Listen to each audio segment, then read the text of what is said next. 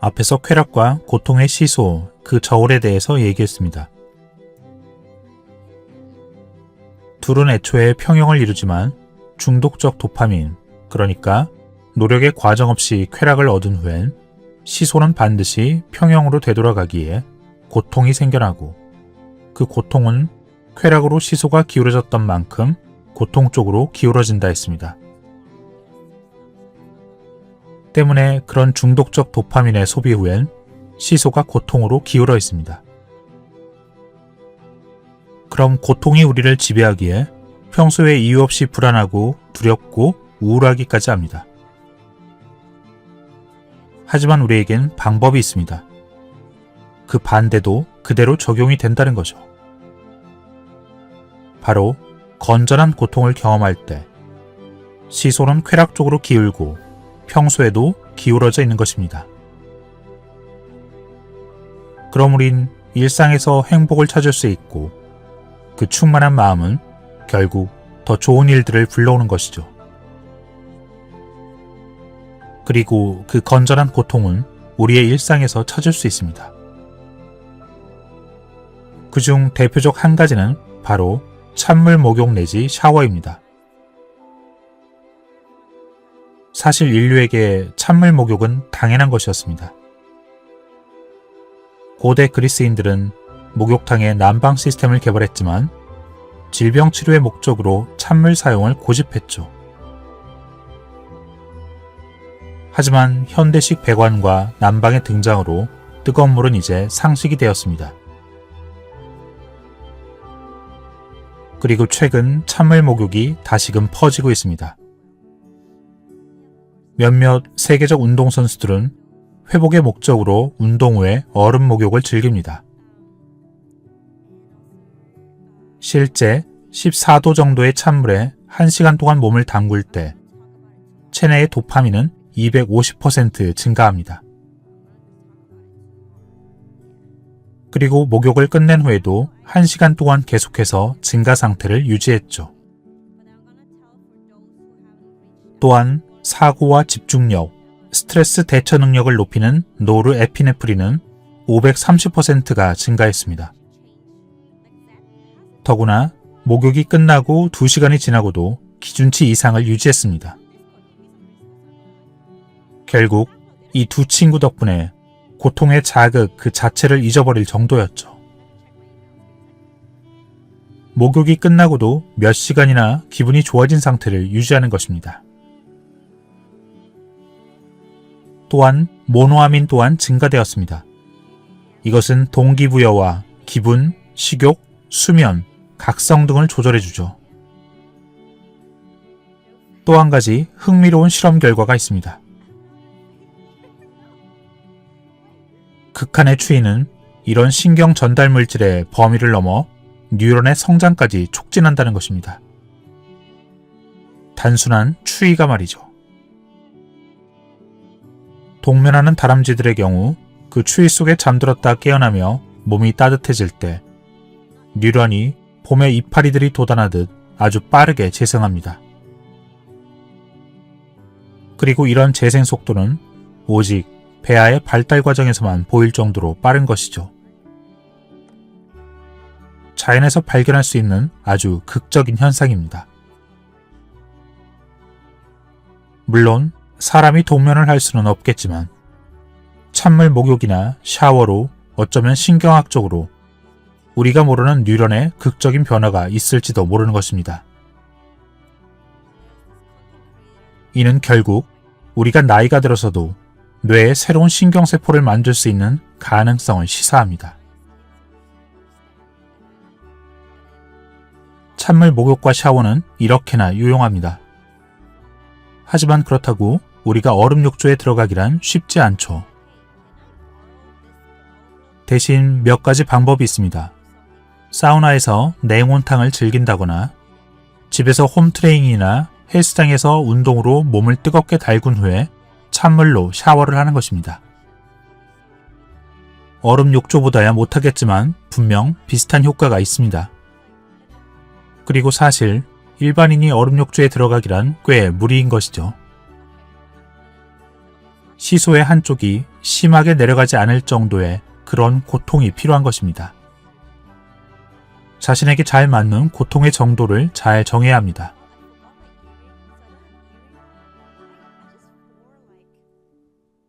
저울의 고통 쪽을 누르는 것이 어떻게 반대의 결과를 이끌어내는 걸까요? 그건 이상하게도 쾌락 쪽의 시소를 누를 때와 달리 고통이 야기한 도파민은 간접적이고 훨씬 더 오래 지속되는 것 같습니다. 이때의 쾌락은 고통에 대한 우리 몸의 자연스럽고 반사적인 생리 반응이죠. 결국 건강한 고통에 간헐적으로 노출될 때 본인의 쾌락의 설정값은 쾌락 쪽에 무게가 더 실리게 됩니다. 그럼 인간은 시간이 갈수록 고통에 강해지고 쉽게 행복을 느끼게 됩니다. 고통이 우리가 쾌락에 지불하는 대가인 것처럼 쾌락 역시 우리가 고통을 통해 얻는 보상인 것이죠. 어떤 벌레들은 그들에게 적합한 20도를 넘어서는 온도에 노출되었을 때 더 오래 산다고 합니다. 실험적으로 고통을 가한 초파리들도 훨씬 더 오래 살고 나이가 들어도 날렵하고 더 높이, 더 오래 날 수 있습니다.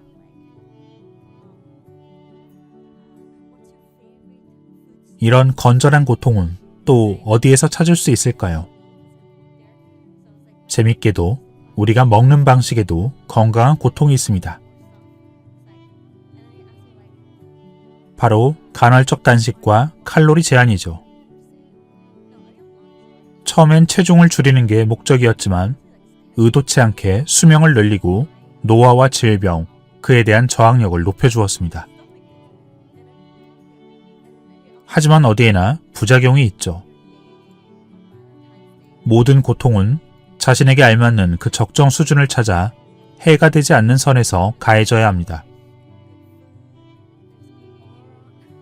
앞서 얘기한 곤충이나 초파리의 경우 정도를 넘어선 온도와 고통에선 모두 좋지 않은 부작용이 발생했습니다. 이는 추위도 마찬가지고 간헐적 단식도 마찬가지입니다. 간헐적 단식은 이틀에 하루나 이틀을 완전히 금식하거나 기상 후 8시간을 단식하고 16시간의 공복을 유지하는 등 여러 방식이 있습니다. 어떤 방식이든 자신에게 무리가 되지 않는 선에서 적절한 방식을 취해야 합니다. 얼마 전까지만 해도 이런 단식 행위는 식이장애를 일으킨다 비난받았습니다. 너무 적은 칼로리가 유해하다는 것엔 분명한 이유가 있기 때문이죠. 그럼에도 이런 간헐적 단식은 일부 사람들에게 평범하고도 건강한 치료법으로 받아들여지고 있습니다. 유명 토크쇼의 진행자 지미 카멜은 일주일에 이틀을 하루 500kcal로 지냅니다.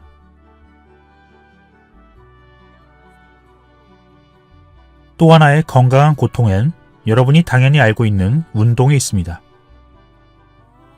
운동은 대체 어떻게 이로울까요?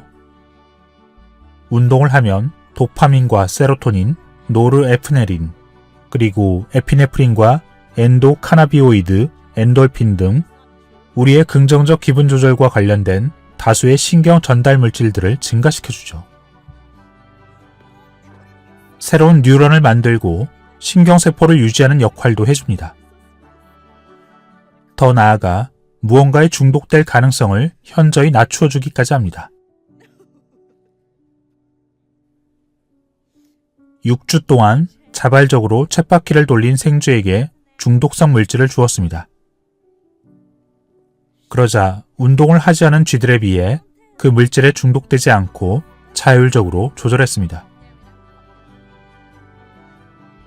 다른 여러 종류의 중독성 물질 및 알코올에서도 마찬가지였습니다.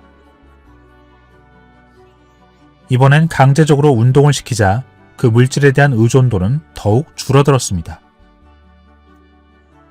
그리고 이 실험은 인간에게도 그대로 적용됩니다. 사람들에게 고도의 신체 활동을 가할 때 실제 그렇지 않은 사람들보다 중독성 물질에 대한 의존도가 현저히 낮아졌습니다. 결국 운동은 중독성 물질에 대한 의존을 멈추거나 줄이는 데 큰 도움을 줍니다. 도파민이 운동 회로에 미치는 중요성은 모든 동물에게서 보고되고 있습니다. 한 곤충은 먹이가 풍부한 지역의 환경적 자극에 반응해 도파민을 분비합니다. 이것이 뜻하는 바는 결국 도파민이 저걸 원해라는 그 동기부여의 신호를 만들어내고 신체를 움직이게 만든다는 것입니다. 하지만 이는 어디까지나 건전한 고통을 통해 얻어지는 그 건전한 도파민의 이야기입니다. 앞서 얘기한 생쥐처럼 노력 없이 중독적 도파민에 과도하게 노출될 때 결국 아무런 의욕과 동기부여를 느끼지 못하게 되는 것처럼 말입니다.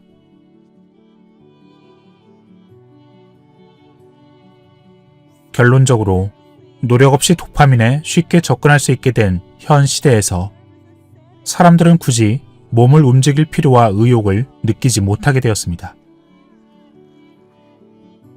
한 보고에 따르면 미국인은 깨어있는 시간의 절반을 앉아서 보내고 이는 과거에 비해 50%나 증가한 수치입니다.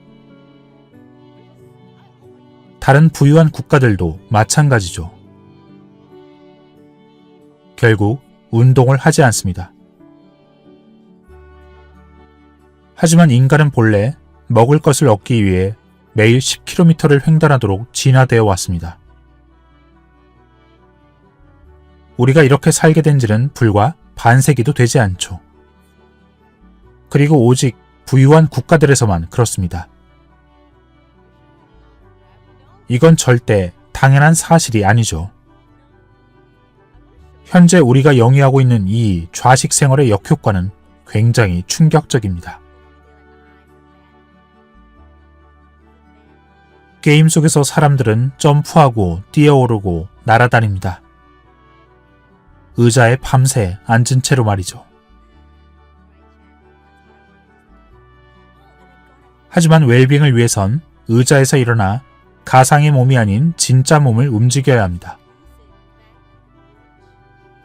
하루에 30분이라도 동네를 걷는 것만으로도 차이를 만들 수 있습니다. 운동은 그 어떤 알약보다 기분과 활기, 수면에 더 깊고 일관성 있는 긍정적 효과를 낳습니다.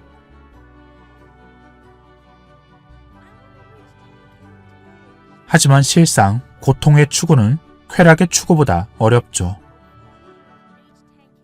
고통을 피하고 쾌락을 쫓는 것은 인간의 천성입니다. 사람들은 고통 후에 쾌락이 온다는 것을 알아도 그것을 아주 쉽게 잊고 맙니다. 힘들게 운동하러 가는 그 순간마다 고통의 교훈을 되새기려 하지만 이것은 매일의 도전이지 결코 기쁨은 못 됩니다.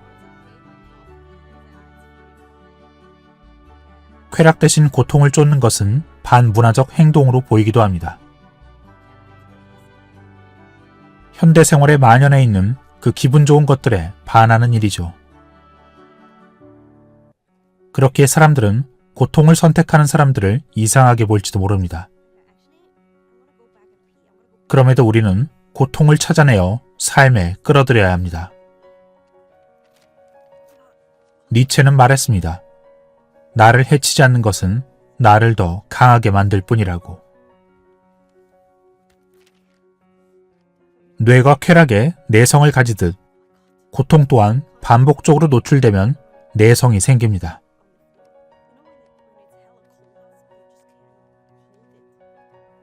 한편 이러한 건강한 고통은 심리적 방법으로도 경험되곤 합니다. 중독성 물질에 오랫동안 의존했던 한 청년이 있었습니다. 그는 일상생활에서 사람들에게 말을 잘 걸지 못하는 상태가 되었습니다. 그리고 노출 치료를 받기 시작했습니다. 군중 속에 일부러 노출시키고 불편한 감정이 생기면 그것을 견뎌내게 했죠. 그에게 가장 두려운 것은 낯선 이들과의 대화였습니다. 그의 첫 번째 치료 과제는 회사의 휴게실 등에서 아무나 붙잡고 얘기하는 것이었습니다. 그는 대화 전에 정말 두려워했습니다. 얼굴은 빨개지고 땀이 났죠. 사람들이 비웃을까 두려웠습니다.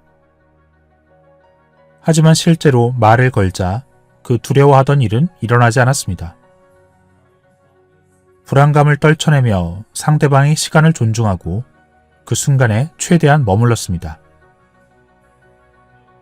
대화는 4분 동안 지속되었죠. 그 일이 있은 후 그는 시간이 갈수록 모르는 사람에게 말을 거는 게 점점 더 쉬워졌습니다. 치료를 받기 전에 그는 커피숍에서도 늘 어플로 주문을 했습니다. 이전엔 항상 바보 같은 말이나 행동을 할까봐 늘 두려워했습니다. 주문받은 커피를 흘렸을 때 그는 무척 당황스러웠습니다. 치료사는 그에게 다음엔 일부러 커피를 흘려보라고 했습니다. 그래서 다음엔 일부러 커피를 흘려보기도 했습니다. 아무렇지 않았습니다. 그렇게 데이빗의 인생은 완전히 달라졌습니다. 경계심이 사라지고 사람과 대화하는 일을 피하려고 머리를 굴릴 필요도 없게 되었습니다. 사람이 없는 열차를 기다리느라 지각하는 일도 없어졌고 사람들을 만나는 게 정말 즐거워졌습니다. 그리고 이것은 결국 두려움이라는 그 고통을 마주해서 생긴 결과물입니다.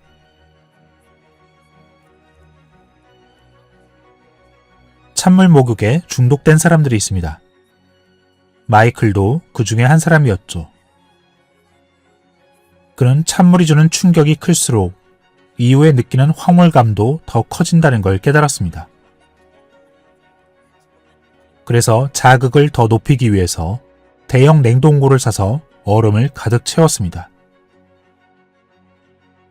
그리고 얼음물을 월풀 욕조처럼 순환시키려 펌프까지 샀죠.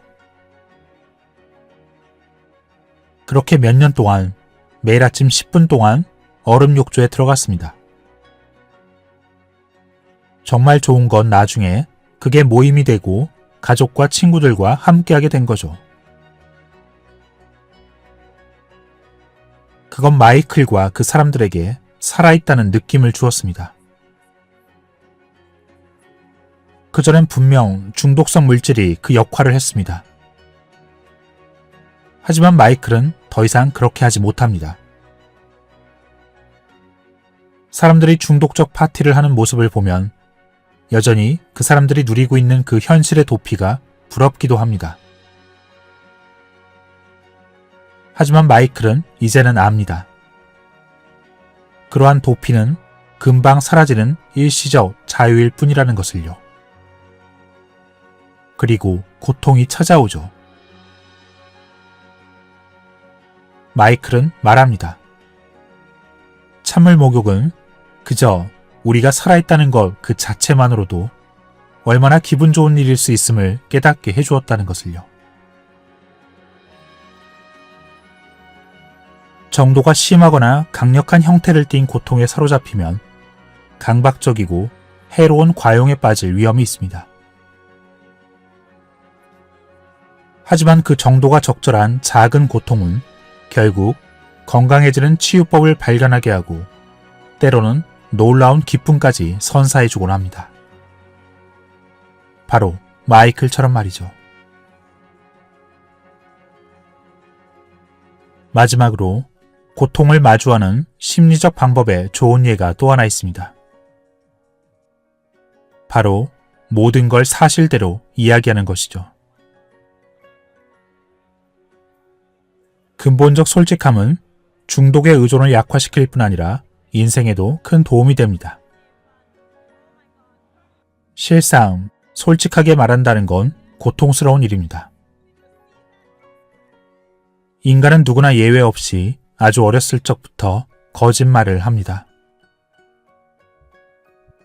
거짓을 말하면 본능적으로 초조해지지만 그래도 거짓을 말합니다. 하지만 있는 그대로 말하면 주변 사람들을 끌어당기는 힘이 생기죠. 우리의 약점을 드러낼 때 특히 그렇습니다. 어쩌면 이는 반직관적입니다. 보통 사람들은 자신의 바람직하지 못한 그런 면을 드러낼 때 사람들이 떠나갈 거라 생각합니다. 사람들이 자신의 결함이나 일탈을 알면 거리를 둔다는 게 어쩌면 논리적으로 타당해 보이기 때문이죠.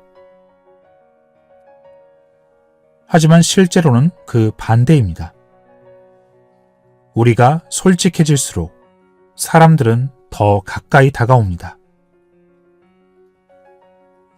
우리의 엉망인 모습을 통해 자신의 약점과 됨됨이를 돌아보고 의심과 두려움, 나약함이 자신만의 약점이 아님을 알게 되면 그들은 안심하고 마음의 문을 열게 되는 것이죠. 뇌과학적 측면에서도 솔직함을 훈련할 때 신경회로가 강화될 수 있음을 시사하는 연구 결과가 있습니다. 이것은 우리가 솔직하게 말할 때 피아노를 배우거나 퍼즐을 하는 것처럼 우리의 신경회로를 강화해 준다는 뜻입니다. 그저 솔직해지는 것만으로 말입니다.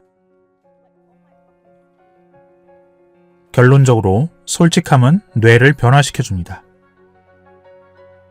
그때 우리는 쾌락과 고통의 균형과 강박적 과용을 이끄는 그 중독적 정신작용을 더 확실히 의식할 수 있게 되고 결국 우리의 행동도 바꿀 수 있게 되는 것입니다. 우리 주변의 사람들이 나와의 약속을 지키고 있는 그대로 이야기할 때 우리는 세상과 미래에 대한 긍정적 기대를 가지게 됩니다. 그때 세상은 질서 있고 예측 가능하며 안전한 곳이 될 수 있다는 믿음이 생깁니다. 그러면 무언가 부족할지라도 상황이 괜찮아질 거라는 확신이 생깁니다. 하지만 사람들이 거짓을 말하고 약속을 지키지 않을 때 우리는 미래에 대한 믿음을 잃게 됩니다. 그때 세상은 질서 있거나 예측 가능하거나 안전한 곳이 될 거라 기대할 수 없는 그런 위험한 곳이 됩니다. 그럼 사람들은 경쟁적인 생존 모드로 들어가 장기적 이득보다 당장의 이득을 선택하게 됩니다. 이것은 결국 결핍의 사고방식이며 결핍은 현실의 행복을 가져오기 어렵게 만듭니다. 하지만 우리가 진실을 말할 때, 우리가 솔직해질 때, 우리의 현실은 충만해지고 이 충만감이 현실의 행복을 더욱 끌어당깁니다. 여러분의 주변에 누군가 거짓을 말하고 있다면 그에게 진실을 말할 용기를 주세요. 그는 솔직함이라는 그 고통을 마주할 용기가 없을 뿐입니다. 그가 솔직함이라는 그 고통을 마주하도록 응원하고 도와주십시오. 그러면 그의 세상이 바뀌고 여러분의 세상도 바뀔 것입니다. 결론적으로 우리 주위에 널려있는 그 중독적 도파민을 자제해야 합니다. 하지만 어차피 완전히 끊을 수 없는 환경 속에 우린 살아갑니다. 그러니 적절한 자기 구속으로 절제하며 삶을 누려야 합니다. 그리고 건전한 고통을 선택하고 자신에게 해가 되지 않는 그 수준을 찾아보십시오. 건전한 고통으로 건강한 도파민을 얻어 인생을 근본적으로 활기차게 만드는 것입니다. 집중력은 높아지고 동기가 북돋아지고 용기가 샘솟고 활력이 높아집니다. 그리고 이루 말할 수 없는 긍정적 일들이 벌어지는 것이죠.